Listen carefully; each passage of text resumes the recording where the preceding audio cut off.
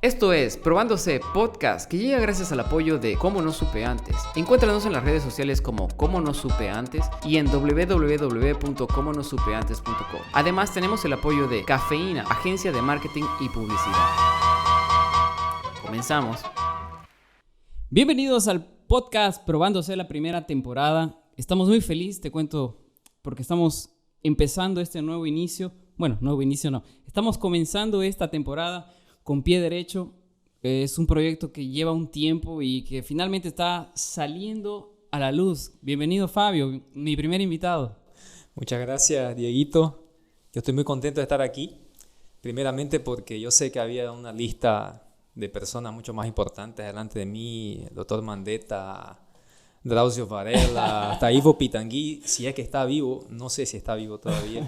Y me da mucho gusto y placer haber sido puesto en primer lugar de esa selecta lista, así que muchas gracias. Qué bueno, Fabio. Mira, todo esto que ves aquí, esta producción, humildemente lo hemos hecho para empezar con pie derecho. Y sí, he pensado en vos primeramente porque te conozco y sé lo que puedes aportar para muchas personas, ¿no? Y para muchas, principalmente del área de medicina. Hay mucha gente que nos escucha que son médicos y ejercen diferentes áreas, ¿no? Como pediatría, que es mi caso, y la tuya, que es cirugía. Y hablando justamente de eso, ya que vamos a empezar a conocernos, vamos a empezar un poco a saber cómo es que comenzamos, vamos a recordar un poco cómo era cuando éramos niños y queríamos estudiar algo. Entonces, en mi caso, les voy a contar, cuando era niño, lo que yo pensaba y lo que yo quería del médico era la limpieza. ¿Puedes creer eso? Yo, que te conozco un poco, puedo entender lo que estás pensando porque vos sos una persona prolija y te gusta que las cosas estén bien, y me imagino que si vos te encontrás con algo que le falta una pieza o que lo podés componer, vos lo vas a querer dejar de la mejor manera posible para que sea funcional y limpio. Y para mí es un gran valor del médico. El primer valor de un médico tiene que ser orden, disciplina, protocolos mentales. Todo tiene que estar impecable, porque la mejor manera de no fallar es seguir protocolos, es seguir una línea de pensamiento y tener todo muy ordenado. Yo comparto con vos ese gusto por el orden y el método. Justamente eso fue lo que me llamó la atención cuando yo era niño. Habré tenido unos 6 o 7 años, o quizás menos, ¿no? Es bien difícil acordarse de esa época, pero sí me acuerdo y me marca mucho el hecho de que íbamos a ese señor de 45 a 50 años con su... Impecablemente blanco. Exactamente, inmaculadamente blanco. Antiguamente, ¿no? Antes se vestían más así, ahora ya es un poquito más relajado el tema médico. Pero entrabas a su consultorio también totalmente limpio, y lo que me llamaba mucho la atención era la autoridad que tenía este personaje, cómo él abordaba y le daba tranquilidad a mi madre. Más respeto al médico que a la policía. Sí. Es cierto, porque el tipo... En esa época yo creo que un policía y un médico discutían, el médico levantaba la mano y el policía agachaba la cabeza en ese entonces. Tienes mucha razón. Y en ese tiempo, imagínate, yo lo que me llamó la atención, más allá de la limpieza y de lo blanco que vestía el señor, que era el médico pediatra, me llamó la atención el olor de las manos. Porque evidentemente cuando un médico va a examinarte, te mira las orejas, los ojos, la nariz, la boca, y queriendo o no, tienes en contacto con el perfume de las manos, de las manos del jabón. Entonces, no es que sea una cosa así... Me pareció gracioso y me pareció curioso, y decía, pucha, este tipo es blanco, ordenado, huele bien, pucha, debe ser un crack. Ese quiero ser yo. Ser ese tipo. Exactamente, ese quiero ser yo, decía. Y fue de esa forma que yo me fui entrando en ese mundo de querer ser una persona de ese estilo, y nunca me puse a pensar en lo difícil que podría ser el estudiar medicina, que eso después lo vamos a ir tocando, pero quiero que me cuentes vos cómo fue tu experiencia, qué pasó para que vos empieces la carrera de medicina, cuál fue el punto de quiebre que digas, pucha, quiero ser médico. Bueno, primeramente los dos somos bilingües o trilingües y hablamos portugués, hablamos español. Vos sos boliviano de nacimiento, yo soy hijo de boliviano, para los que no me conocen. Ya voy a hablar un poco más adelante de mi origen familiar. Y van a sentir que mi español tiene un poco de acento. No se preocupen, lo importante es la comunicación.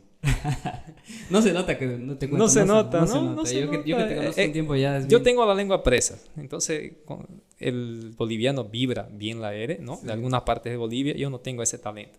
Claro. En segundo, vamos a hablar mucho de medicina, de muchas otras cosas, pero Diego cuando me invitó me dijo que no estaba viniendo en sí como médico, entonces vamos a hablar de muchas cosas de medicina y no relacionadas a medicina.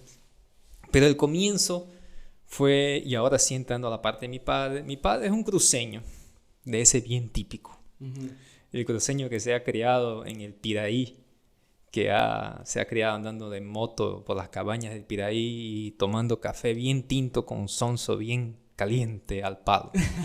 Ese es mi padre, ¿no? Viene de un linaje de profesores, familia mezclada de políticos con abogados, ingenieros, médicos ninguno, solo él, el primero. Uh-huh. Una familia mayormente de abogados. Y mi padre estudió medicina, mi padre boliviano. En esa época se utilizaba mucho que los bolivianos conseguían por méritos académicos de la escuela y buenas notas, conseguían una beca y se iban a Brasil. Mi padre quería mucho la playa, terminó consiguiendo un cupo en João Pessoa, Paraíba, que es donde yo nací, y estudió medicina en la Universidad Federal de João Pessoa, y yo nací en el hospital universitario, que es un hospital público de la Universidad Federal de Medicina, ahí nací. Entonces yo me crié en un hogar donde mi padre era médico. En esa época no había recursos, no había plata. Y yo me acuerdo que de mis primeros juguetes fue una pinza plástica desechable. Que mi padre... Ya fuiste más o menos inducido ¿sí? a la profesión. Sí, no. Para los que no saben, yo me alfabeticé. O sea, aprendí a hablar en España. Porque yo, a mi primer año de edad, fue cuando mi padre le tocó hacer residencia. Uh-huh. Y como consiguió una beca en Europa, hizo un módulo en Barcelona. Uh-huh. Y ahí fue donde yo estuve, me alfabeticé, creo que 1 año y medio o 2 años. Mira, vos ese detalle no lo sabía. No lo sabía, ¿no? Yo aprendí a hablar el español de España. Gracias a Dios lo olvidé. Gracias. Me quedó muy extraño, ¿no? No, me iba a quedar excelente con mi lengua presa, pero aprendí a hablar en España. Y en España en esa época ya tenían utensilios desechables. Cosa que yo creo que en Bolivia recién estamos empezando a utilizar. Y mi juguete, como no había dinero, eran pinzas desechables. Claro, pinzas. Sí, o sea, de instrumentos quirúrgicos, de disparar ligas elásticas. En este caso para hemorroides. Mi padre, como coloproctólogo, ¿no? Trataba muchas patologías orificiales. Entonces, yo siempre aluciné y fantaseé con la medicina desde niño. Terminé el colegio y yo no sé por qué santo mi madre me hizo creer que Brasil estaba fértil para el turismo. Como yo vengo de una región de playa, uh-huh. Me dijo, el ecoturismo va a reventar, quédate aquí, porque mi madre sabía que yo quería estudiar medicina en Bolivia. Uh-huh. Porque la Universidad Federal cuesta mucho entrar en Brasil, es muy concurrida. Yo sabía que en mis últimos 2 años de colegio yo pasé por una rebeldía adolescente. Yo no estaba al día como para gastar 2-3 años de mi vida estudiando tanto para entrar a la federal. A la privada yo podría entrar, pero no había. Es muy caro. Las universidades privadas en Brasil, todos saben que... Solo para que tengan una idea, las universidades privadas en Brasil, que son las particulares, cuestan alrededor de 5.000 hasta 12.000 reales por mes. Entonces...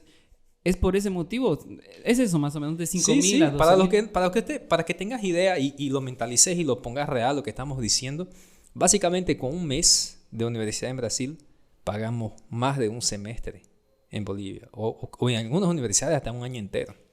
Porque me acuerdo que mi primer año de universidad, mi mensualidad en Bolivia fue $160. Muy barato. Y en esa época no era $1, 5 reales, entonces era muy barato. Con un mes pagabas 1 año de universidad. Exactamente. Entonces... Y ese es uno de los motivos, pienso yo, ¿no? Que por el cual el brasilero no estudia aquí por la dificultad que tiene de recurso económico y va y migra a ciudades o a países como Bolivia, como Paraguay, Argentina, Chile incluso. Yo creo que los que yo más escucho son Bolivia, Paraguay y Argentina porque tienen la UBA, que es pública y es entrada libre. Y es mucho más barato, ¿no? Comparado, bueno, si bien en tiempos antes, ¿no? Hace unos hablamos unos 7, 8 años atrás, el real era muy valorizado en Bolivia. Actualmente ya está casi 1 para 1, Yo me 1.30. acuerdo en la universidad los primeros años que un real eran 4.5 bolivianos. Vivían muy bien. Yo me acuerdo que los brasileros, muchos de mis compañeros incluso, vivían una vida de ricos, viejo. Sí, y tenían autos que nosotros mirábamos y decíamos, ¿de dónde sacaban? Y las fiestas que hacían, viejo, reventaban. O sea, venían a pasarla. Pagaban la universidad y con la plata que les sobraban, daba para pagar 20 churrascos.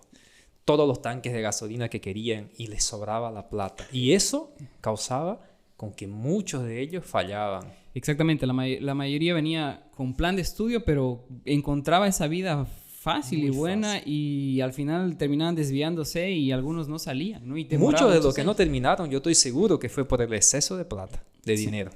Y es que eso es un punto importante, ¿no? Porque yo me ponía a pensar el otro día, si yo hubiera tenido la cantidad de dinero por el trabajo que hago hoy, ¿no? Antes, con menor edad, posiblemente no tuviera toda esta evolución que he tenido. Entonces pienso que cuando uno llega a un punto, se da cuenta que está preparado para eso. Entonces, mi vida ha sido así. Cuando yo llegué a Brasil, el dinero que yo tenía era bien escaso, era contado. Y no vivía como rico, vivía usando el ómnibus, Claro. cosa de estudiante. Mis propios compañeros residentes, ellos ya tenían una vida más avanzada, ¿no? Porque tenían auto, carro y ya trabajaban incluso, ¿no? Entonces, yo me ponía a pensar que si en ese tiempo yo hubiera tenido más dinero, posiblemente algunas cosas no hubieran salido como salieron ahora. Porque esa evolución que yo he tenido en mi vida ha hecho de que yo aprenda a valorar algunas cosas, ¿no? Y eso pienso que ha hecho mucha diferencia. Eso es lo que pienso actualmente, ¿no? Y puede ser es el caso de las personas que fueron de aquí para allá, que se sintieron muy a gusto con la situación que tenían con el dinero y que finalmente dejaron todo. Claro, el exceso de dinero genera exceso de fiesta. Y de ahí mucha fiesta, poco estudio. Cuando te diste cuenta, perdiste el año. Entonces no es que no tengas interés en la carrera. El exceso de plata lo que te quitó fue el foco. Y cuando te diste cuenta, ya la cagué. ¿Sabes qué? Al siguiente año lo vuelvo a intentar. Al siguiente año tenías el mismo dinero, las mismas distracciones. Aprovecho este pequeño break para invitarte a que nos sigas en las redes sociales, @DiegoTTorres y probándose. Seguimos. Y habías dicho, ¿no? No es para crear polémica y tampoco es una crítica, sino es una reflexión de lo que hemos vivido y Es lo que hemos fue conocido. lo que vimos, lo que yo vi. Es lo que conocimos. Y así como hubo personas que no lograron, pucha, yo conozco cualquier cantidad de personas que son excelentes profesionales y que han venido aquí y la han partido de una, viejo. Están en los hospitales top Claro. de Brasil. Y hablando justamente de eso, yo me acuerdo que cuando llegas a una residencia, cuando pasas a ese nivel de ser residente, se acaba, viejo. Se acaba eso de qué universidad eres, dónde estás formado. Si puede ser hasta en Harvard si quieres, pero se acaba, todos somos iguales. Eso es lo que yo sentí. ¿Ha sido lo mismo en tu caso? Sí, sí. Al fin, yo nunca me voy a olvidar, fue una de las cosas que mi jefe y mi padre científico, que también pretendo hablar de él más adelante, Fabio Crescentini, ¿no? Fue el hombre que quirúrgicamente me formó. Claro, es muy conocido aquí, ¿no? En la Es región. bien conocido aquí en la región. Es un médico hepatólogo, trasplantólogo de la mejor calidad.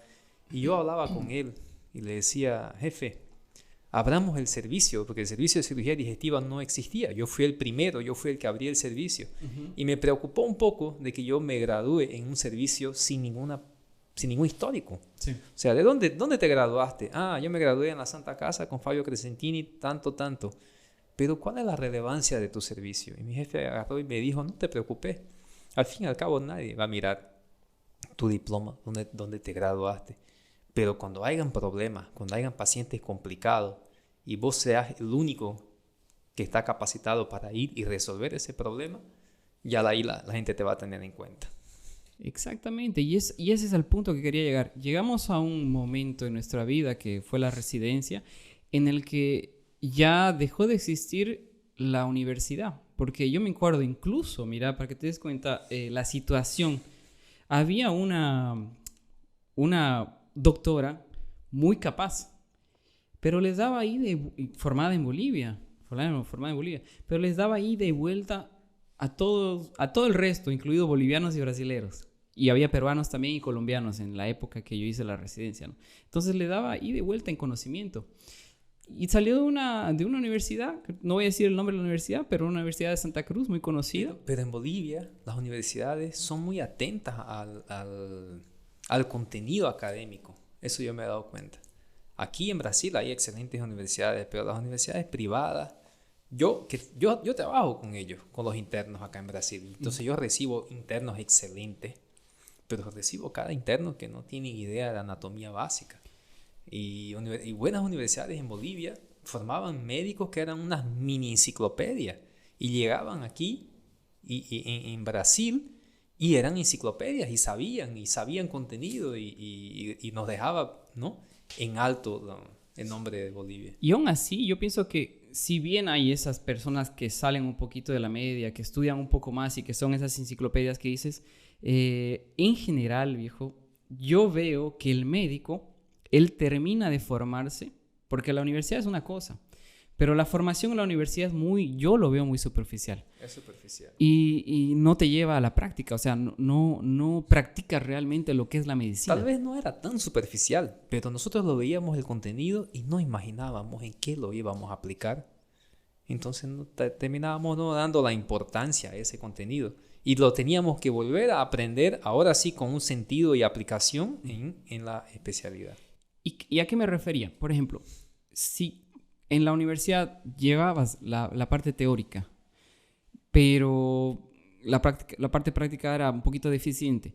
Entonces, cuando yo personalmente pienso que el médico terminaba de formarse justamente en la residencia.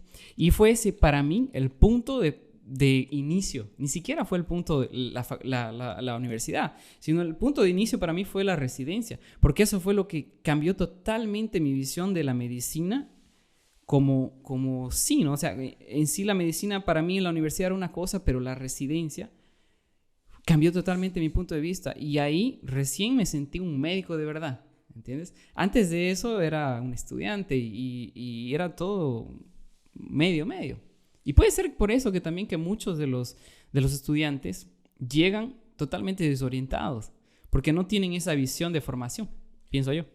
Yo pensé en la residencia, completando con lo que decís, para mí la residencia era una manera de no ser uno más. Porque yo sentía que como médico general, yo no iba a ayudar mucho a la sociedad. Yo necesitaba algo más, necesitaba salir un poco de la curva.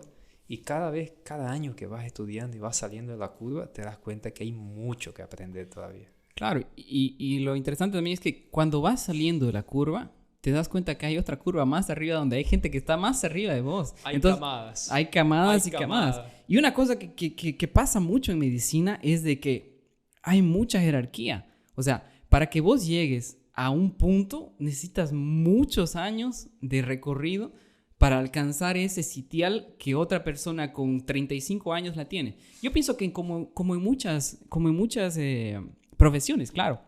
Pero vemos que en algunas otras áreas, por ejemplo, tecnología, vos puedes escalar muchos escalones sin necesidad de tener tanto año de experiencia. Es que medicina es algo único. Es muy lento. Es lento. Mira, yo soy cirujano del aparato digestivo, más especializado en abdomen superior, hígado, páncreas y todo eso. Yo hago cirugía de Whipple, que son cirugías de 7-8 horas, que es considerada una de las cirugías más complejas del aparato digestivo. Yo realizo esta cirugía, pero aún así, yo no estoy en la misma camada de mi jefe. Claro. No estoy, y es normal. Quizás algún día yo llegue allá con mucho esfuerzo, pero hay camadas. Y de la camada de él, que yo soy consciente de su camada de él, también sé que hay camadas más arriba de él.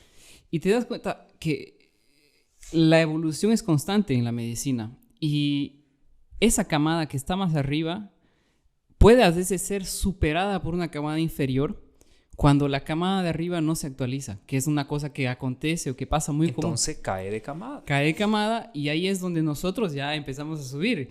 Yo siempre digo, ¿no? Hay el tiburón y donde yo empecé era el pechinho, decían, el pechinho, era el pez pequeño. Pechibeta. Exactamente. Entonces, viejo, la parte de la medicina es bien compleja y principalmente en la parte profesional, ¿no? Si nos ponemos a pensar en otras áreas, hay mucho más para desenvolver, crear habilidades, solo que no demora ese tiempo.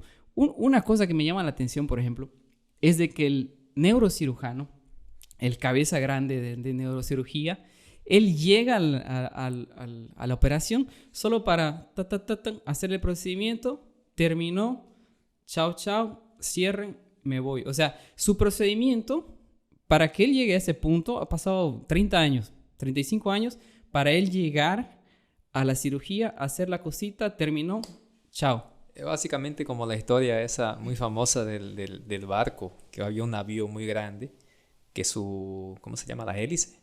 Las hélices estaban estancadas y nadie podía hacer con que gire esa hélice. Y llamaron el tipo, el que sabía, el de la más alta camada, que vino con una llave inglesa, y no sé por dónde se metió y le dio 3 golpes con una llave inglesa y las hélices volvieron a funcionar en cosa de 2 minutos. Y cuando fueron a ver cuánto era la paga, el tipo cobró un valor absurdo, ¿no? Claro.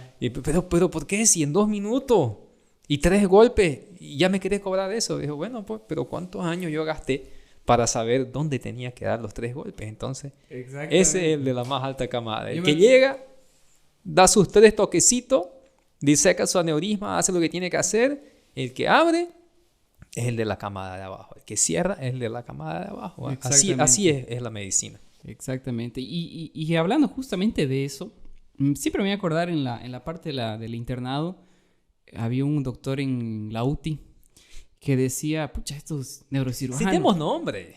No me acuerdo el nombre, viejo. No me acuerdo el nombre. Pero decía, pucha, estos neurocirujanos ganan $200 por venir y mirar una tomografía y decirle, no tiene nada, listo.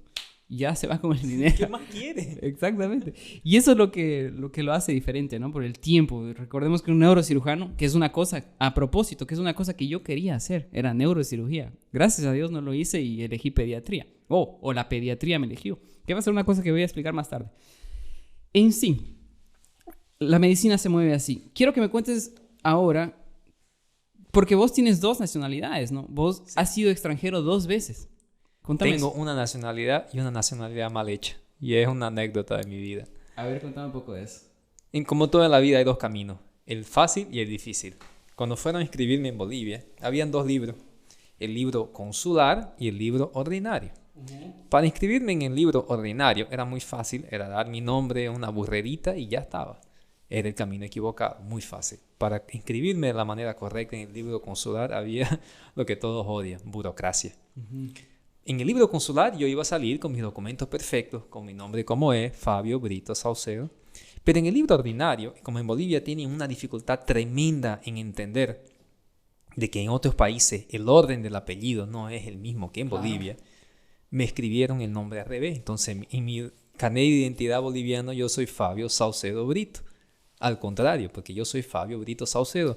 Y eso me generó cualquier cantidad de problemas. Claro, es como Marcelo Moreno Martins, como lo conocemos, o aquí en Brasil, y Marcelo Martins Moreno, como lo conocen en Bolivia. Pero hasta entonces solo es una cuestión de llamar. Yo tuve problemas de verdad, porque yo, para no estar cada año pagando visa y haciendo cola de inmigración, que todo el mundo sabe que es horrible, yo me inscribí con mi documento boliviano, Fabio Saucedo Brito. Pero a la hora de egresar, Fabio Saucedo Brito no existe en Brasil.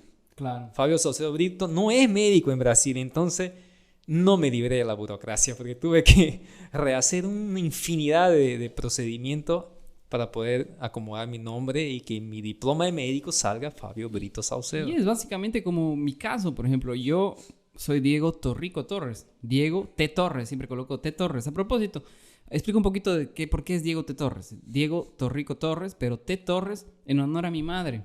¿Ya? Entonces yo soy Torres en honor a mi madre. Y dije, cuando vaya a Brasil, voy a ser Torres, no voy a ser Torrico por mi madre. Entonces, mi madre, la Torres, la final, la S, la tiene con S, Torres. Y yo la tengo con Z. Entonces yo soy Torres y ella es Torres. ¿Y por qué eso? Cosas, errores clásicas de Bolivia, que pasan. De los que escriben ahí y hacen sus notarios. Sus notarios. Hacen sus hochas los notarios. Sí, sí. Viejo, quiero que me cuentes lo siguiente. dentro de la competencia médica, ¿qué es lo que hace que una universidad pueda destacar de otra o no en la residencia? Por ejemplo, una cosa que me llamó la atención a mí fue que cuando llegué, la parte académica aquí es mucho más fuerte que en Bolivia, por ejemplo. Yo lo sentí fuerte, ¿entiendes? Y eso que yo vengo de una universidad pública, ¿no? Donde se estudia bastante. Y la parte académica fue algo que me impulsó a estudiar más. A tal punto de que mi jefe me llamaba el académico después porque me gustaba. Y entonces me esmeraba más, intentaba buscar más. ¿Cómo ha sido tu experiencia en relación a la parte académica aquí? Yo pienso que una universidad, para tener éxito, tiene que tener algunos puntos. Y el primer punto parte de ser libre de corrupción. Creo que todo en la vida para tener éxito es estar libre de corrupción. Para estar libre de corrupción hay que tener reglas bien establecidas y una buena fiscalización. La otra cuestión que a mí me parece es un poco de seleccionar la entrada de los estudiantes. Es como un cirujano, oncólogo, que quiere hacer un estudio con buenos resultados, pues elija a los pacientes que no están tan mal, que va a tener lindos resultados. Sí. Si uno hace un estudio y porque quiere comprobar una técnica y elige pacientes buenos, medianos y otros que ya están orillando la muerte con cánceres muy avanzados, tu estadística va a ser mala. Claro. Entonces, vos me estás hablando de una manera muy práctica. ¿Cómo una universidad puede tener altos índices? Por obviedad, el primero es preseleccionar a sus alumnos. Pero hay un conflicto ético ahí, ¿no? Sí. Un conflicto ético de igualdad para todos, accesibilidad y todo eso. Yo estoy totalmente de acuerdo. Por eso no lo estoy nombrando de primero. Aunque variable. no puedo negar de que tiene su importancia. Porque mal que mal, cuando uno está en un curso con tanta gente que no quiere nada de la vida, te estorba. Sí. Te estorba. Pero bueno, más que todo es ser seria. Yo he visto muchas historias en las universidades en Bolivia de gente que pagaba a los profesores para dar 4, 5, 6 exámenes recuperatorios, 7, lo que sea necesario con tal de estar pagando esa cuotita que era más o menos como $20. Y eso es algo, viejo, que también es polémica, ¿no? Es polémica, pero existe. Claro, exactamente. No podemos obviar, no podemos omitir. Hay cosas peores. Exactamente. No Hay podemos... notas por sexo.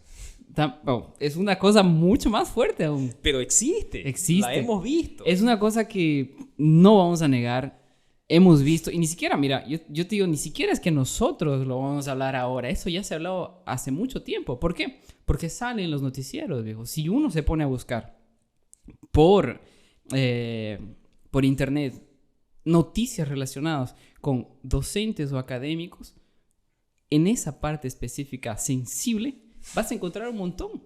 Denuncias. Me acuerdo, justamente hoy veía un meme muy chistoso que es muy, muy serio, muy así. Yo lo veo así, una cosa que hoy día digo y pucha, y me causa así un conflicto, porque decía el meme, ¿no? Licenciado, ayúdeme con mi nota. Y te ubicas ese chango, ese joven que hace con las manos así, señala alguna cosa, señalando un whisky etiqueta azul. ¿Entiendes? Claro, es muy fácil. Es muy fácil. Me llega ese whisky. Y va a ver cómo se le sube la nota. Exacto. A todo el mundo se le sube la nota con whisky. Con whisky se le sube la No nota. solo al alumno, al profesor que lo va a tomar también se le va a subir la nota. Fácilmente, pero viejo, es real. Y no podemos omitir eso, obviamente. De verdad, entonces, amarrando en una sola cosa, corrupción. Creo que el secreto de todo en la vida es combatir la corrupción.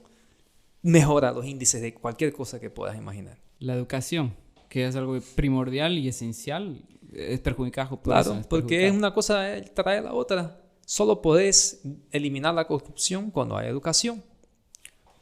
Porque la corrupción es una falta de educación. Además de carácter, es una falta de educación. Oye, sí, ¿no? Y triste, ¿no? Yo así poniéndome a pensar ahora. Qué triste, viejo, porque es una situación bien complicada y yo sé, viejo, de buena fuente, que no solo pasa en Bolivia o en otros países, también pasa aquí. Yo sé de jugadas así de ese estilo para probar, ¿no? Entonces, pasándonos a otro tema este tema que hemos tocado ahorita estaba bien caliente. Estoy ácido. Pero ha sido muy bueno tocarlo, viejo, porque uno se puede liberar de ese pasado que uno ha vivido, o sea, no en carne propia, pero que sí ha vivido viendo, por ejemplo, esas situaciones. Viejo, ahora me gustaría que hablemos de tus recuerdos como profesional, pero un recuerdo así que te causa un poquito de chiste o un poquito de humor, como en mi caso. Te voy a contar lo que... Y yo estoy seguro que le ha pasado a la mayoría de los pediatras. 3 de la mañana. Doctor, hay una ficha. La ficha es del paciente, ¿no? Bueno, veamos qué es. Yo estaba descansando porque no había pacientes en ese horario. 3 de la mañana. Dígale que pase, por favor. Pasa la paciente. 2 jóvenes, deben estar entre 20 y 25 años, con un bebé de unos 2 meses en los brazos. Bebé durmiendo, tranquilo, y yo dije, pucha, ¿qué es lo que tiene este niño si está durmiendo? ¿Qué es lo que le pasa a los padres? Porque si ya el niño está bien, uno piensa en los padres, ¿no? ¿Qué ha pasado para que lo traigan? Entonces, lo trae y me dice, doctor, nuestro bebé no deja de llorar.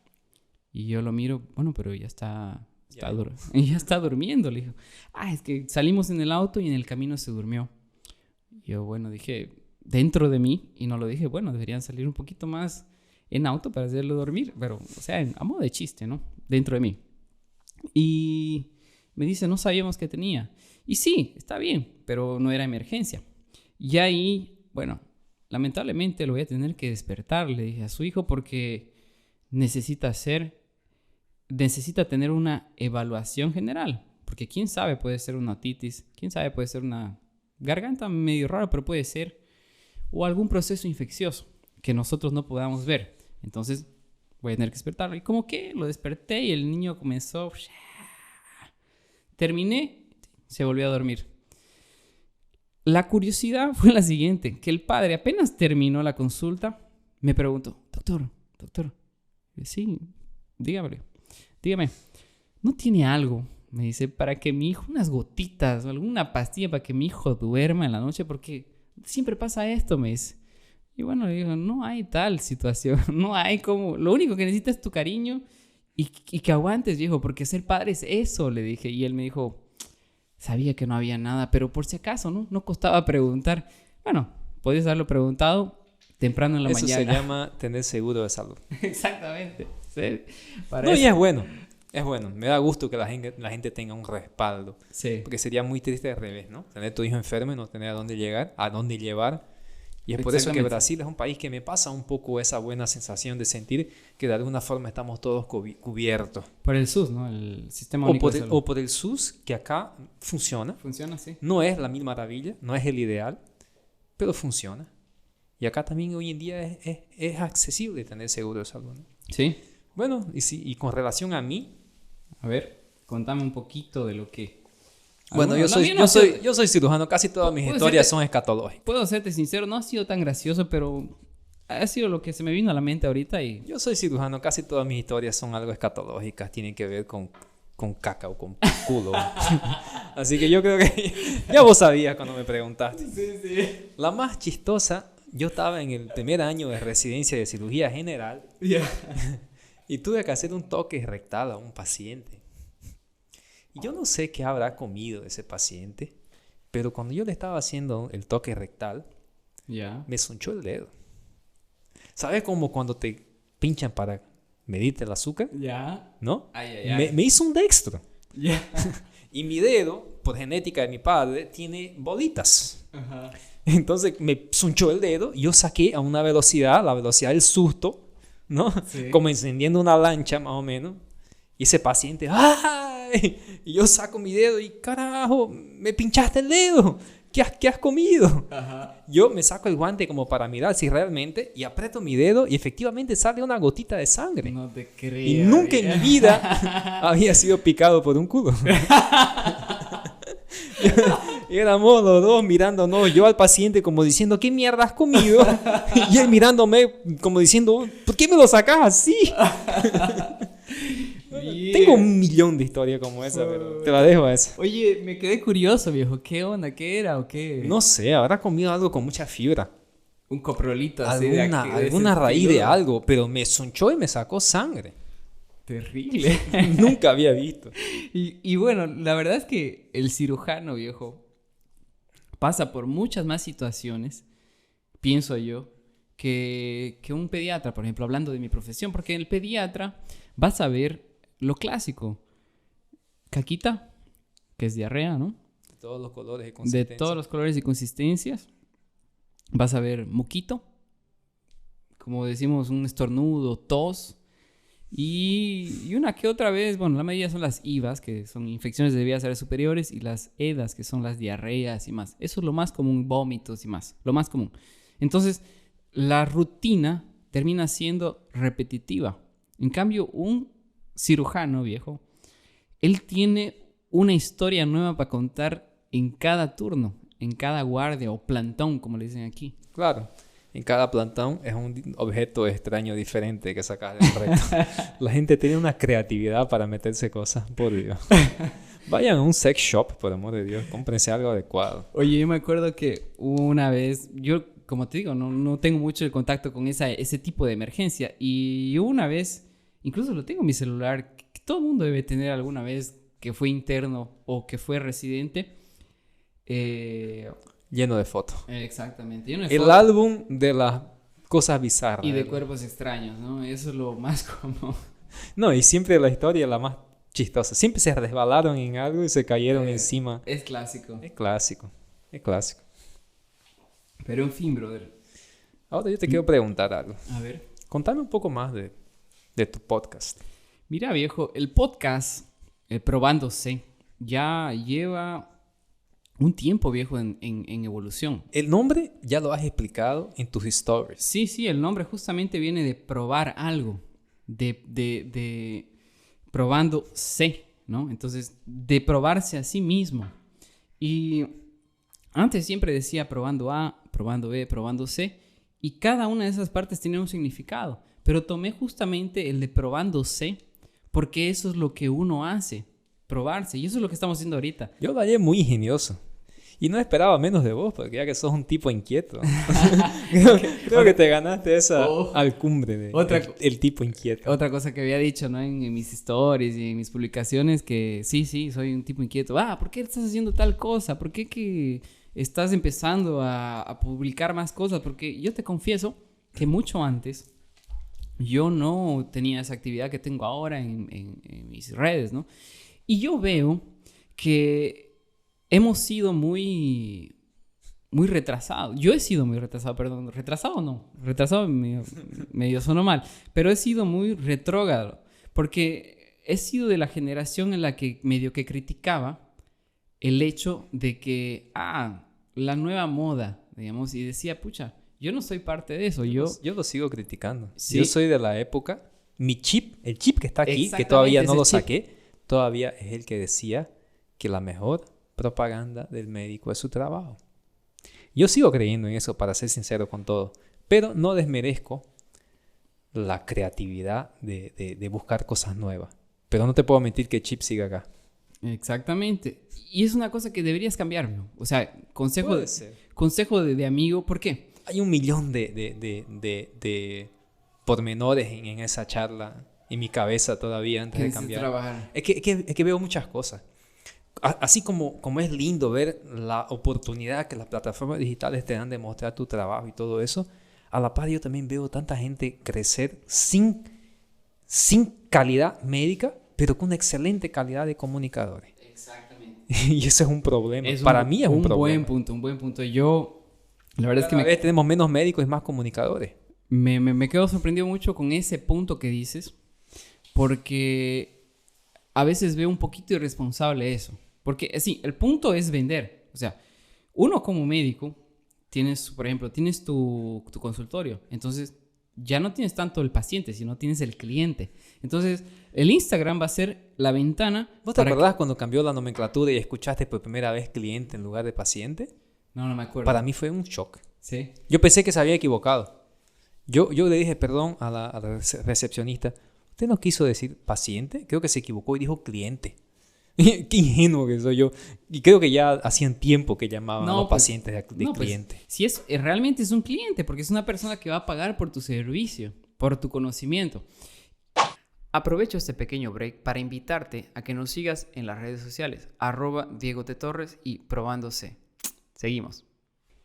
Bueno, viejo, y háblame un poquito del Revalida. ¿Cuál ha sido tu experiencia con el Revalida? El Revalida. Para hablar de Revalida, primero te voy a explicar por qué me salí de Bolivia, ¿no? Porque yo estudié en Bolivia. Sí. El principal motivo que me hizo salir de Bolivia fue más que todo una cuestión política, creo yo.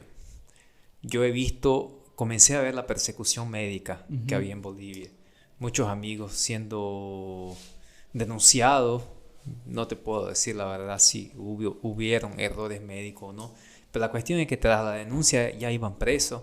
Y una prerrogativa del derecho humano básico es que uno es inocente hasta que se pruebe lo contrario. Exactamente. Y en Bolivia uno era culpable hasta que te pruebes inocente. Y tenían que responder preso. Y eso es un absurdo. O conseguirte $20,000, $30,000 para conseguir coimear a medio mundo de gente, poder salir y empezar tu defensa. Eso no existe en ningún lugar del mundo. En Bolivia estaba existiendo. Y nace de una pelea política, ¿no? La clase médica empezó a hacerle frente al gobierno. Y de ahí empezaron los problemas a intensificarse porque nos volvimos el blanco del gobierno, donde empezamos a ser atacados por todos lados.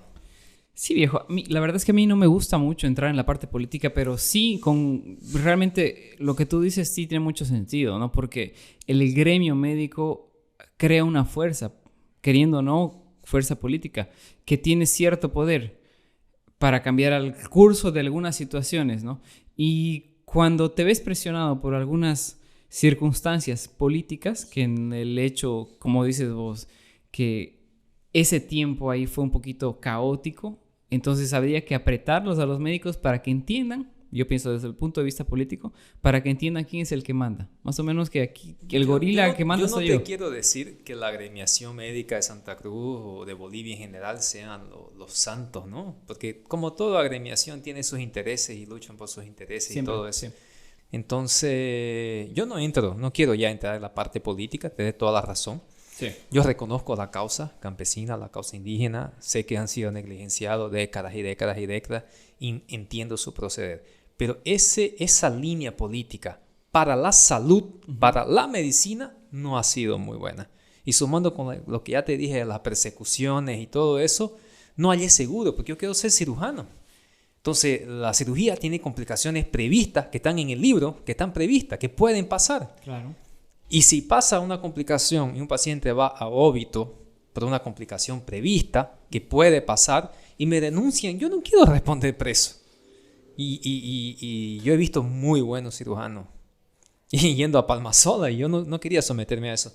Y de ahí fue que decidí salir del país. Como muchos otros de mis hermanos, colegas médicos, salieron y la gran mayor parte de ellos, no solo la parte financiera, que pesa también porque no se paga mal, salieron para buscar otros horizontes y para hacer la especialidad en Bolivia estaba difícil. Porque es de conocimiento público que hay que pagar. Y eso está mal. Tenías que pagar para estar en las cabezas de la lista de llamadas de las pruebas de residencia. Y lo peor no era ni siquiera eso. Era la gente que pagaba, le prometían el cupo y llegaba a la hora de la hora, venía otro que pagaba más y te quedabas sin tu cupo y sin tu plata. Porque ¿a quién le vas a reclamar? Cuando vos estás haciendo algo mal. Claro. ¿Ya? Vos sos corrupto tanto cuanto el que te está vendiendo el cupo. Sí, si estás haciendo algo mal. Y el pícaro, lo jode al pícaro, ¿a quién le vas a reclamar? Y eso es algo que, puntualmente lo citas.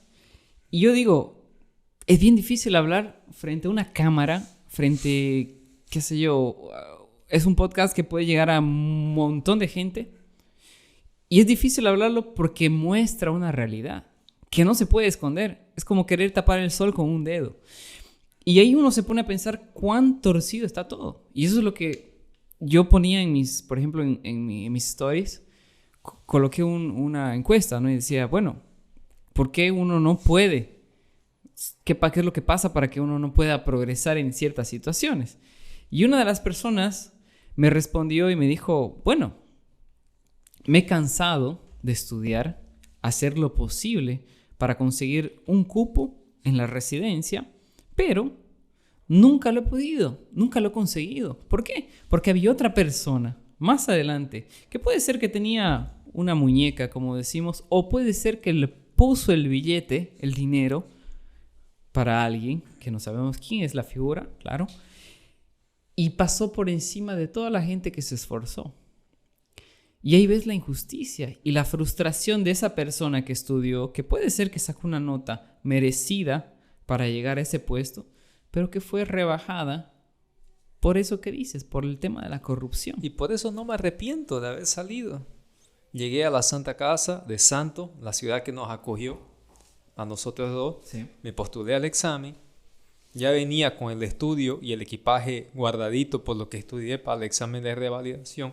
Di el examen y entré sin ningún problema, sin tener que coimear a nadie. Nadie me conocía. Más bien lo contrario, venía de ser estudiante en Bolivia. Pues sabes que en algunos lugares ellos toman eso como algo no tan positivo. Sí. Pero pese a todo, lo que importó fue mi conocimiento. El examen que di, entré y punto. Y para mí fue un alivio tener que salir de toda esa cuestión de examen, de estudiar, de no saber si va a venir alguien, va a meter plata y te va a quitar tu cupo. Viejo, y sí, hasta hace poco tiempo yo incluso me puse a investigar y antiguamente, antes, era un tema de saber un banco de preguntas para que pruebes. Actualmente, que yo sepa, no es así. Ya no es ese mismo Ya banco. no es ese mismo banco y aparentemente me cambió la situación. Yo lo llegué a imprimir y llegué a memorizarme. Y Como estúpido, creo que ya iba por la mitad cuando desistí. Eran, qué sé yo, no sé cuántas. 8.000 preguntas, creo. Más o menos, algo así. Entonces, Memoricé unas 4.000 hasta que me di cuenta que... y ahí te das cuenta de que ese examen no mide un conocimiento. Nunca. Y ahí es donde llegamos al revalida. Que yo, personalmente, viejo, creo que tampoco mide conocimiento. O sea, tampoco le vamos a echar... no le vamos a echar flores al sistema boliviano. No le vamos a echar también basura. Pero tampoco le podemos dar flores al revalida. Porque el revalida realmente no... Para mí, yo te digo personalmente, no mide el conocimiento real de un médico. Y es imposible medir el conocimiento real de un médico. Porque la situación es la que te lleva a tomar decisiones correctas o incorrectas. Y un examen, para mí, principalmente el revalida, no demuestra la capacidad que el médico puede tener. ¿Qué propondría en lugar de revalida como un método de medir conocimiento? Es que lo bueno que revalida o cualquier examen de revalidación, por lo menos estás compitiendo contra ti mismo. Es diferente de un examen para entrar a una residencia que está compitiendo directamente con otras 20 personas que quieren ese cupo, ¿no? La revalida, vos solo tenés que ganarte de vos mismo. ¿Qué método vos crees que sería interesante para habilitar, para comprobar si estás apto a ejercer la medicina en otro país? Primeramente, vamos a partir del siguiente punto.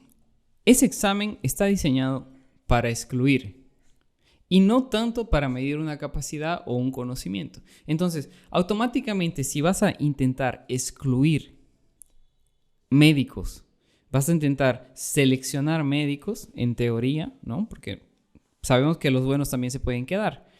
Si vas a intentar hacer eso, entonces tu objetivo de prueba va a ser colocar trampas en tu examen para que puedas fallar, ¿me entiendes? Entonces, las famosas pegalliñas, como dicen Claro. en portugués. Las cáscaras de guineo, las trampitas. Exactamente, en las que puedes pisar y caer. Entonces, no es tan objetivo, pienso yo. Ahora, si nos vamos, por ejemplo, a exámenes como la UFMT, que en algún tiempo, actualmente sigue, si no me equivoco, son absurdamente mucho más difíciles de lo normal, en las cuales te preguntan cosas absurdas que no van al caso médico. Me acuerdo de una pregunta de ese examen de la UFMT que era titulación de ARN en, creo que era hepatitis. ¿Ya? Nadie sabe, nadie en su sana conciencia se memoriza Una cosa titulación de ARN en sorología de hepatitis. No. Ahí te das cuenta lo absurdo que puede ser. Hoy ese- trabajo con hepatología y no No he memorizado, Y este no he no. memorizado la titulación de ARN. O sea, ¿qué hay que tener nivel NASA? ¿Qué es lo que espera? Yo ya sé la respuesta. Y es más polémica para variar.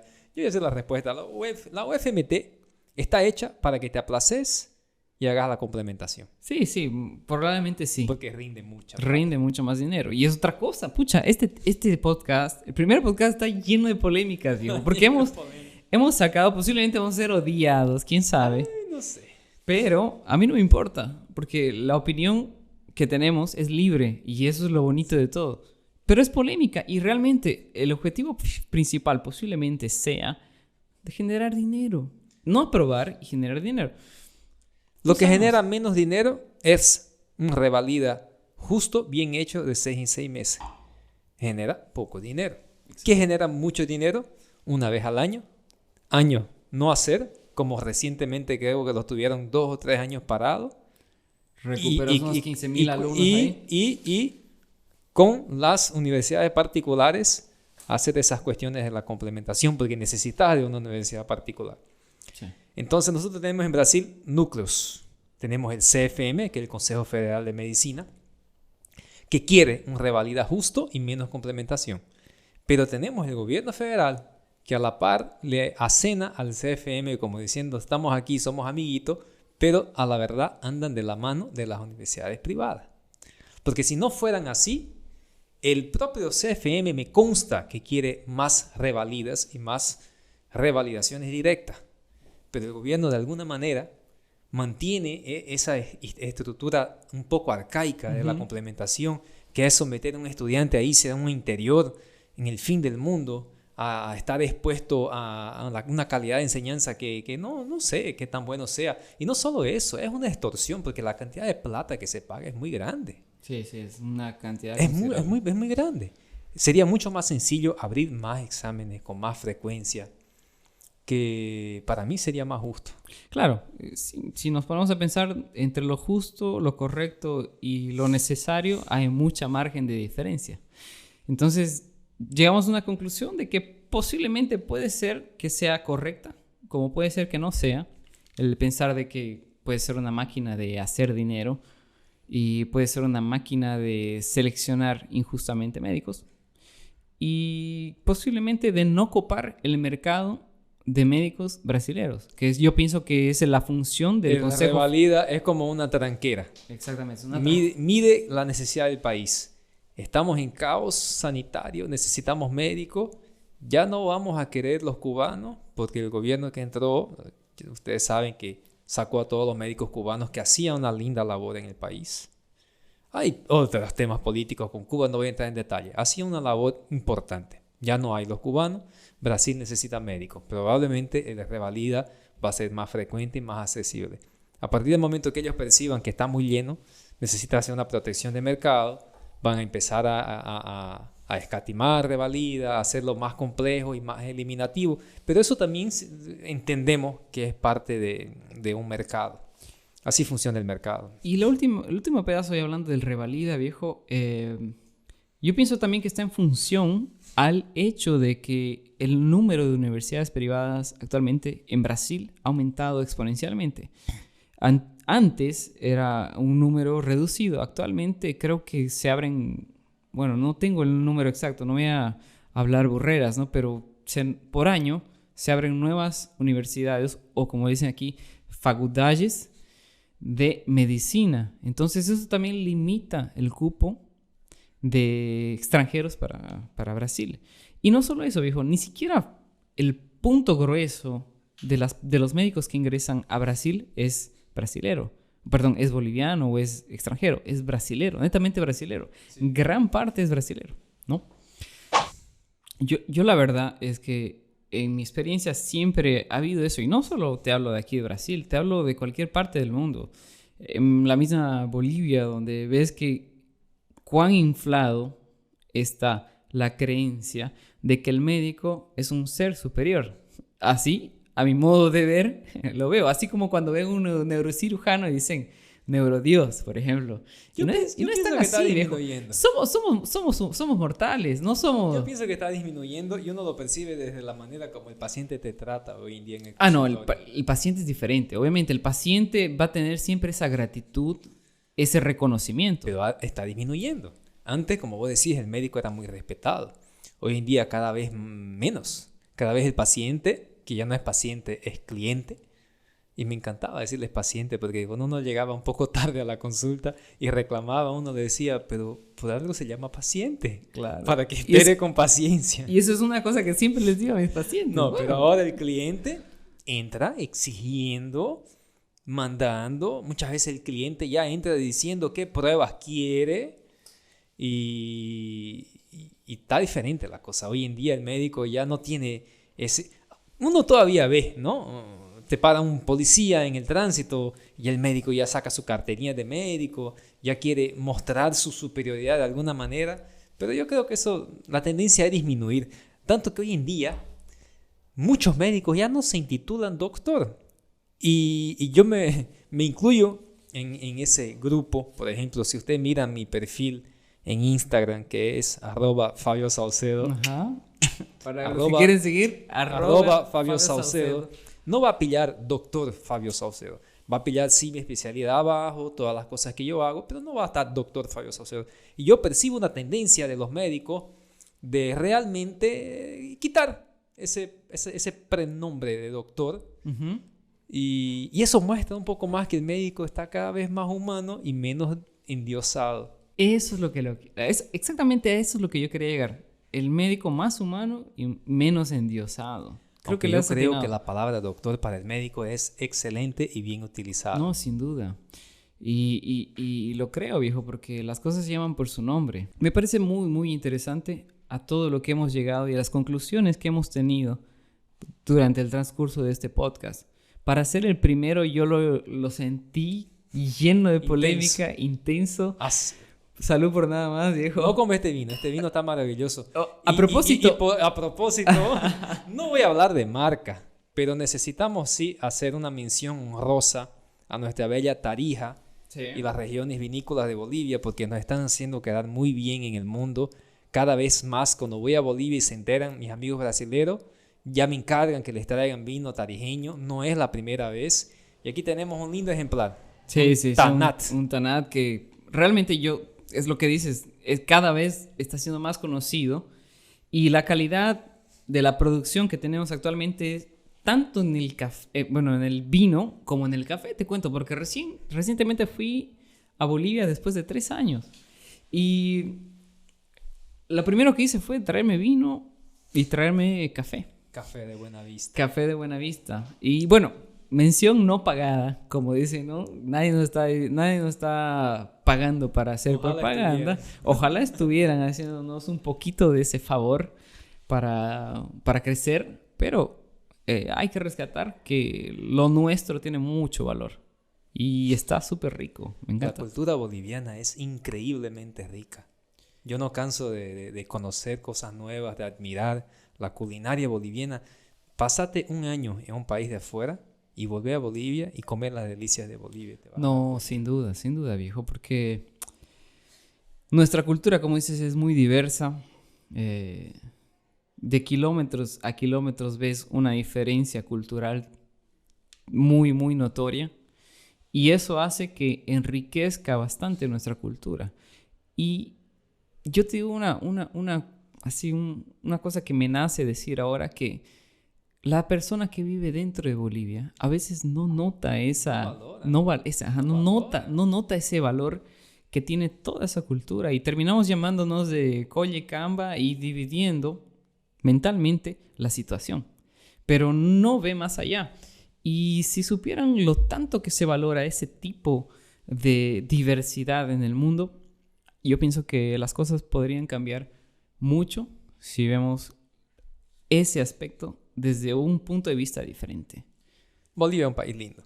Sin duda. Yo creo que con inversión en educación, con inversión en salud y combate a la corrupción, mira, tenemos las riquezas naturales, tenemos la gente valiente y trabajadora, porque el boliviano es trabajador. Sí. El boliviano solo no sabe trabajar, pero es trabajadorísimo. Yo te puedo contradecir en eso, viejo. Discúlpame que... No, le falta estrategia.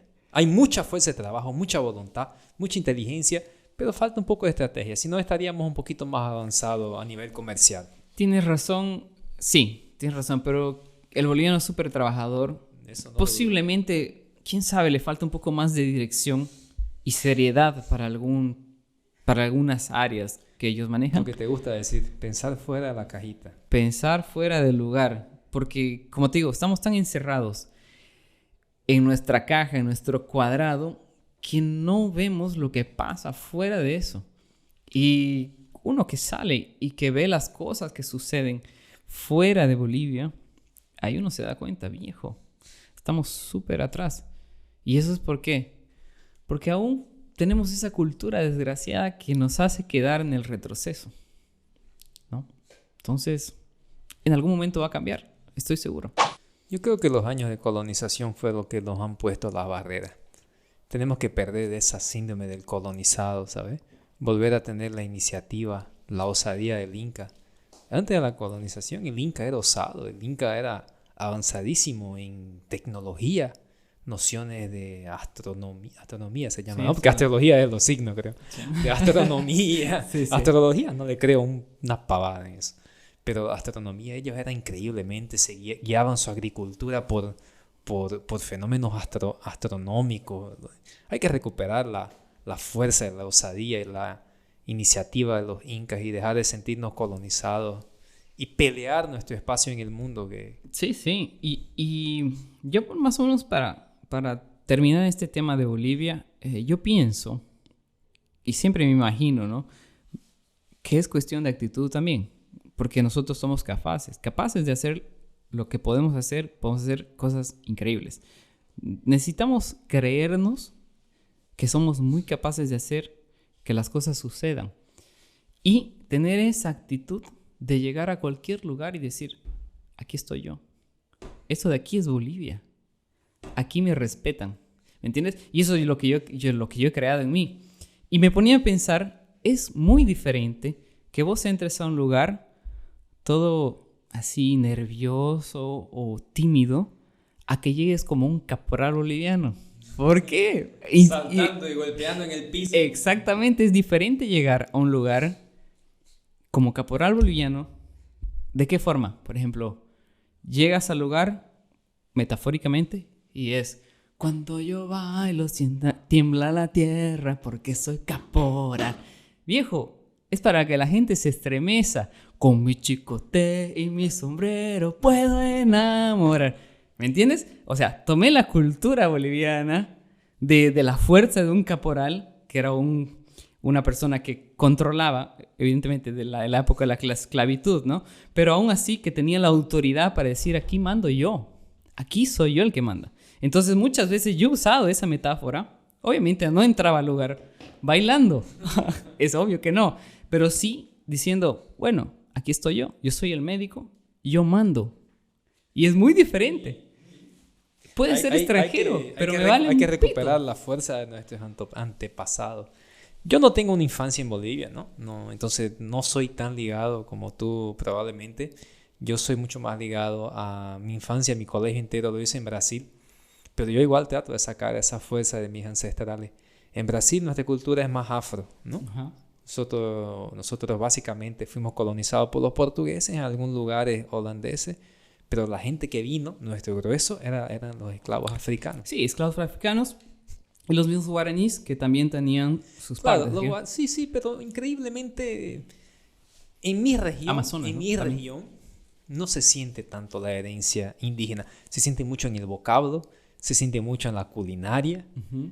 Hasta en la vestimenta y todo eso, pero a nivel de lo que me quedó en la mente, me quedó más la resistencia afro que la resistencia indígena. Y yo tengo un héroe, ¿no? Que es Zumbi dos Palmares. Zumbi dos Palmares. Zumbi era un negro esclavo que fue rebelde y lideró una de las más lindas rebeliones de resistencia. Y yo trato siempre de rescatar la fuerza de Zumbi. Viejo, quiero que me regales tus palabras, tus últimas palabras. ¿Qué es lo que tú podrías rescatar de todo lo que hemos hablado y de la vida profesional? ¿Qué es lo que le podrías decir a una persona que te escucha y que te dice, bueno, quiero rescatar alguna cosa de esa persona, quiero absorber alguna cosa que esa persona ha vivido? Ya, muy bien. Si usted que nos está viendo ahorita está en esa situación, está terminando... O escuchando, ¿no? Escuchando. Está viendo o escuchando, está en esa situación, terminando la universidad, indeciso, no sabe si se queda, no sabe si va. Yo te digo que te acalmes tu corazón, escuche la voz de la razón, ponga todo encima de la mesa, calcule y vea qué es lo que te va a hacer feliz. No te sirve de nada salir de tu país a perseguir sueños y plata si vas a sentir mucha falta de tus raíces, vas a vivir triste. Pero si te sentís capaz, yo no te voy a desestimular. Salga, así sea para volver después. Salga, luche por sus sueños, trace estrategia, sea fiel a su estrategia, pero tenga un plan B, un plan C. Sea muy organizado, obstinado y más que todo obstinado. Marcar una meta y perseguir tu sueño y vaya sin miedo. Nunca tenga vergüenza de sus orígenes, que lo van a recibir bien. Yo conozco bolivianos que brillan en todas partes del mundo. El jefe del Centro de Oncología del Hospital de Carolina del Norte, que es el queridísimo Benjamín Calvo, que le mando un abrazo a toda la familia, que su papá ha fallecido esta semana, que también se llamaba Benjamín Calvo, querido odontólogo. Su hijo es el jefe del Centro de Oncología, un tipo respetadísimo a la máxima potencia y boliviano. Y donde uno vaya, encuentra médicos bolivianos muy respetados. Entonces, salga, pero salga con un equipaje, con ganas de superarse y de vencer en la vida. Tampoco salga como una estrella fugaz, vacío y desordenado, porque es capaz que te estrelles más adelante. Muchas gracias, Fabio. Realmente lo que dices es puntual, es básicamente lo que yo también pienso. Si vas a salir, lleva todo y andate con todo y armate de armas y anda con lo que tengas, pero siempre no olvidándote de tus raíces, teniendo un plan A, un plan B y un plan C. O sea, como dice el podcast, probando A, probando B, probando C y ir enfrente, adelante.